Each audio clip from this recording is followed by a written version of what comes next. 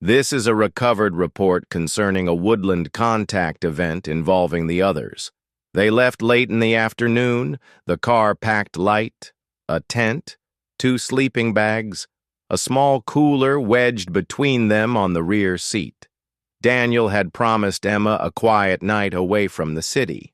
No phones, no schedules, just the river in the morning, mist on the water, the kind of silence that made it easier to think.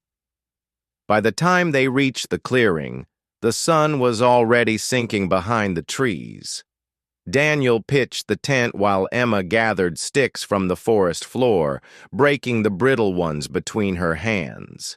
They moved easily around each other, speaking only when necessary.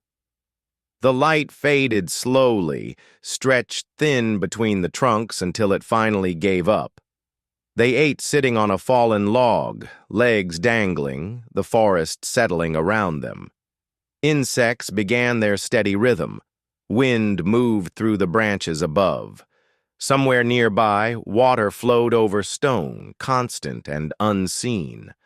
They talked about small things, a neighbor, a holiday they never took, plans that didn't need answers yet.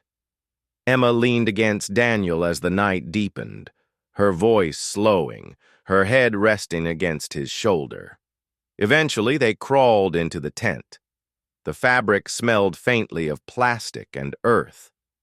Daniel lay on his back, hands folded on his chest, listening to the forest breathe. Emma turned onto her side, facing him, already half asleep. Daniel stayed awake longer than he meant to. He didn't know what woke him. There was no sound, no movement, just the sudden certainty that the dark had changed, that something had shifted while he wasn't looking. The tent glowed, not warmly, not like firelight, a steady white that pressed through the fabric, flattening shadows, making them stretch in the wrong directions. The light didn't flicker, it didn't pulse, it simply was. Daniel sat up too fast, heart already racing. Emma was awake. She was sitting upright, eyes fixed on the tent wall, her expression unreadable. Daniel whispered her name, softly at first, then louder. She didn't answer. Outside, the light was brighter. Daniel unzipped the tent and stepped out, one hand reaching back to steady her. The clearing beyond the trees was flooded with pale blue-white light pouring through the forest, brighter than any moon, too clean, too deliberate. The sky above was still black, untouched by it. The craft hovered a few feet above the ground, wide, shallow, close enough now that Daniel could see its surface without understanding it. It reflected the surrounding trees poorly, like a memory recalled incorrectly. There were no seams he could follow, no markings, no edges that made sense. There was no sound, no wind, only pressure, the uncomfortable feeling of standing too close to something that didn't belong. Daniel told Emma to stay behind him. They took 2 steps forward. That was all. His legs locked. His arms refused to move.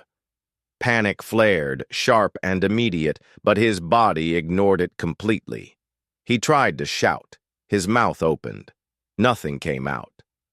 Emma stood calmly beside him. A line appeared along the underside of the craft. Not an opening, more a separation, as if the surface had simply decided it no longer needed to be whole. Something shifted inside, just out of focus. A figure emerged. Daniel could never describe it properly afterward, not in words that felt true. It was tall, narrow. Its shape seemed to change depending on where he looked, like his eyes couldn't hold it still. It didn't acknowledge him. It turned toward Emma. The figure placed a hand on her shoulder. She didn't resist. She didn't look frightened. She didn't look back. She rose smoothly from the ground, guided forward as if this were something she already understood. As she disappeared into the light, Daniel felt his chest tighten until it hurt. He strained against his frozen body, muscles burning, teeth clenched hard enough to ache. He screamed into the forest. No sound came. The craft closed around her. Daniel was left standing alone, staring at the place where she had been. That was the worst part. The waiting. The hope that the craft would open again. That she would be returned. That this wasn't finished yet. When the seams opened once more, the light expanded outward. Daniel felt the pressure increase, felt his feet lift from the ground. The glow enclosed him, pulling him forward, and his last clear thought was simple and desperate. Please don't hurt her. Morning light filtered through the tent. Daniel woke gasping, tangled in the sleeping bag. For a moment, he couldn't remember where he was. Then he saw Emma lying beside him, breathing steadily, her face relaxed in sleep. The campsite was unchanged. The trees stood where they always had. The river sounded the same. No marks, no scorch, no sign that anything had happened. Emma woke easily. She smiled. She looked at him with those morning eyes, excited for another day. Daniel watched her carefully as she moved, looking for something wrong. When he asked if she remembered anything from the night, she shook her head and said she'd slept straight through, said she hadn't dreamed at all. He didn't press her. They packed up within the hour. As they drove away, Daniel glanced at the clearing one last time. It looked smaller in daylight, ordinary, forgettable. He knew, with a certainty he couldn't explain, that something had been happening there before they arrived. And that whatever it was, it hadn't been there for them. This concludes the report. Observation continues. More reports will follow.